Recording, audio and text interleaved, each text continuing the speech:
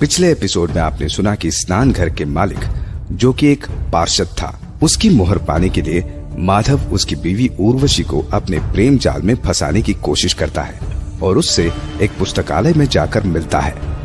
वहीं दूसरी ओर स्नान घर का प्रबंधक शिवा को अनवर व्यापारी के नाम के एक शख्स से मिलवाता है, जो कि स्नान घर खरीदने की इच्छा जाहिर करता है।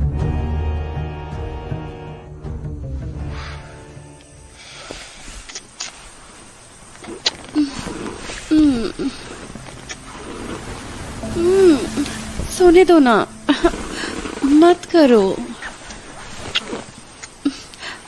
अरे रुको ना।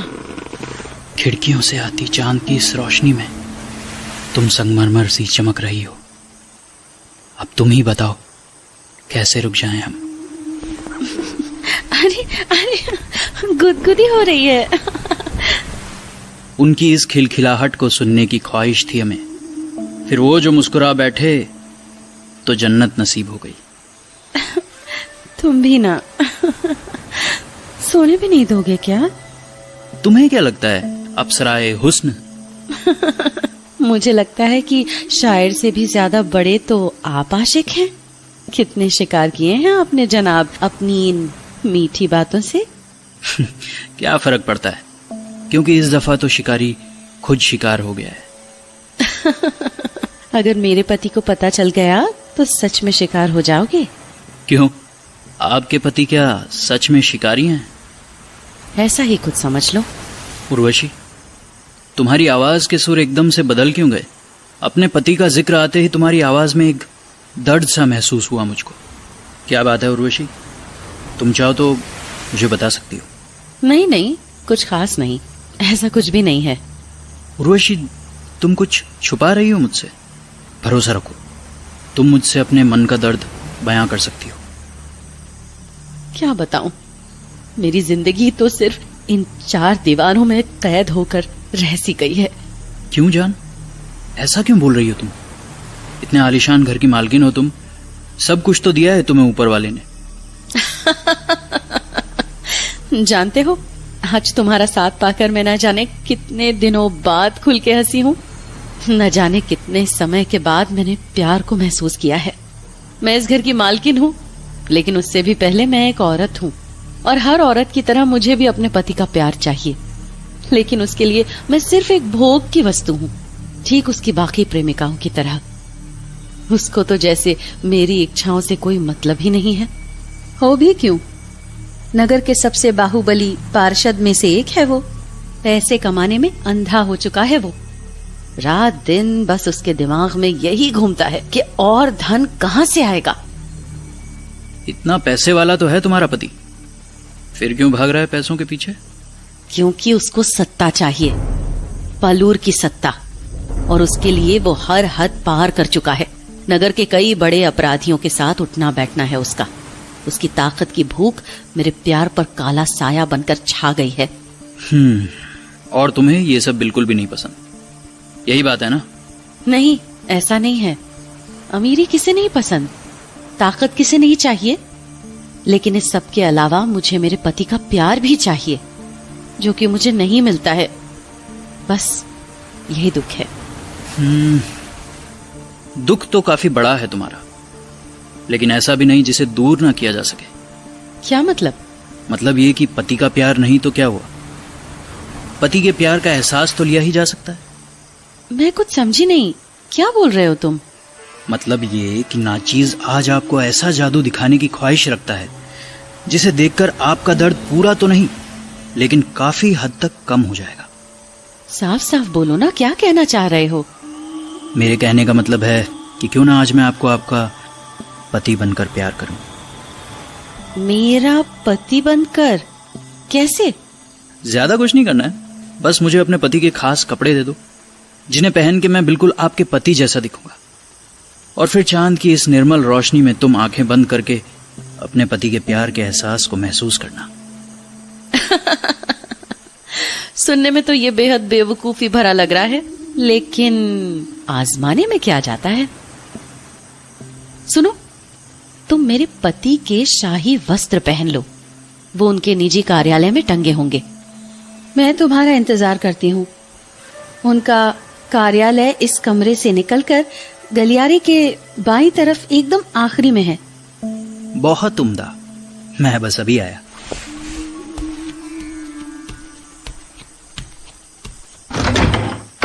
वाह रे माधव, क्या किस्मत पाई है। साला अभी ना जाने कितना समय लगता है ये ढूंढने में कि पार्षद मुहर किधर रखता है, और इधर तो खजाने का नक्शा ही दे दिया। चल बेटा, जल्दी से काम कर और निकल। ये रहा कार्यालय, चलो अब जल्दी अंदर जाया जाए। आहा, अब अपने को खाली मुहर ढूंढने का है। ये बड़ी वाली मेज तो पार्षद की ही लगती है, इधर ही कहीं रखी होगी। दराज के अंदर देखता हूं, इधर है किधर है। ये रहे। अरे वाह, इधर तो कई सारी मुहर है, वो भी एक जैसी। एक आध गायब हो भी गई तो पार्षद को घंटा पता नहीं चलेगा। ये तो रख लेता हूं। चलो अब चला जाए, बस जरा पार्षद का शाही लबादा ले लूं। अब मोहतरमा ने इतनी मदद की है तो उनकी भी इच्छा पूरी करना बनता ही है।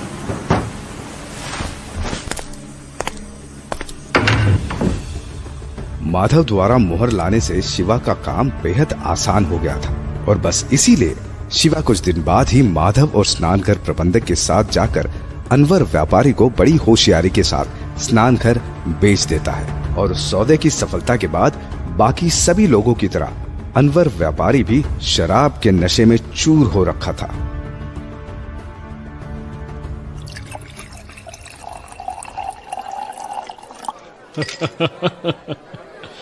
मान गए पार्षद महोदय, बहुत सही समय पर आपने ये सौदा किया है। अब बाकियों की तरह इसे भी क्या पता कि असली पार्षद कौन है। अनवर भाई, मैं हमेशा सही समय पर ही सही काम करता है, तभी तो इस मुकाम पर हूं। वो तो है पार्षद जी, लेकिन क्या है ना कि आने वाला समय बहुत उथल पुथल का होने वाला है, इसलिए अभी जितना ज्यादा माल बटोर सको बटोर लो। पता नहीं कल क्या होगा, हैं? उथल पुथल? कैसे उथल पुथल? अरे आपको पता नहीं? क्या पता नहीं? लगता है अभी ये खबर पलोर तक नहीं आई है। मेरे राज जगाना में तो ये अफवाह बहुत जोरों पर है। कैसी अफवाह अनवर भाई?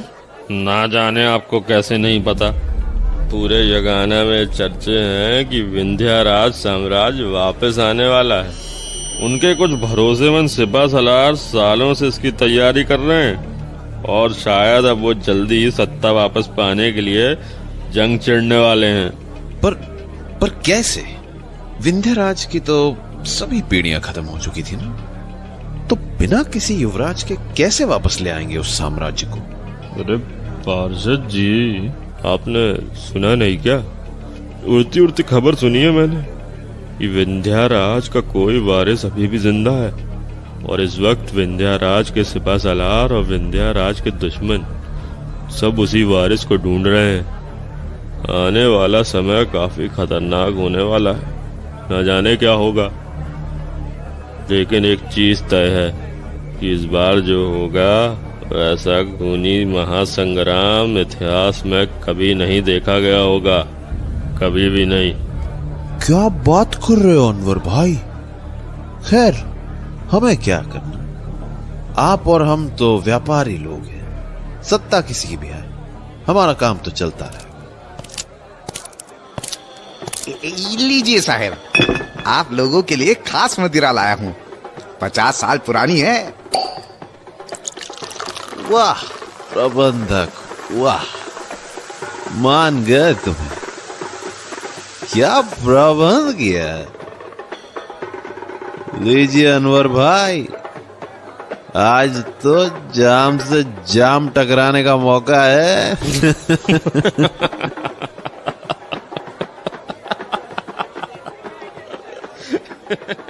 कोई भी सत्ता में रहे, अपने को क्या, अपनी मुर्गी तो आज कुर्बान हो ही गई। बस अब तोशी बाबा की दवा का इंतजाम करना है, और बाकी जिंदगी ऐश से बितानी है।